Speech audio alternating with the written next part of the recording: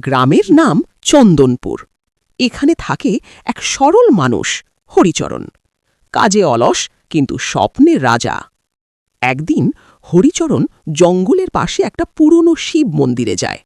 হঠাৎ দেখে এক বৃদ্ধ সাধু ধ্যান করছে। সাধু চোখ খুলে বললেন, বাছা, তোকে আমি একটা জাদুর লাড্ডু দেব। হরিচরণ চোখ বড় করে বলল, জাদুর? কি করে কাজ করে? সাধু বললেন, এই লাড্ডু খেলে যে কাজটা মন থেকে করবি সেটাই সফল হবে। হরিচরণ লাড্ডু নিয়ে বাড়ি ফিরল, কিন্তু লোভে পড়ে ভাবল, আগে একটু ঘুমাই, তারপর বড় কিছু করব। লাড্ডু খেয়েই সে ঘুমিয়ে পড়ল। ঘুম ভেঙে দেখে তার উঠোন পরিষ্কার, গাছ কাটা, জল ভরা। হরিচরণ অবাক, এগুলো কে করল?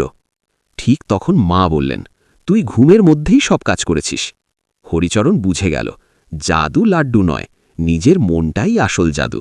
পরদিন সে লাড্ডুটা আর খেল না, নিজের ইচ্ছেতেই কাজে নেমে পড়ল।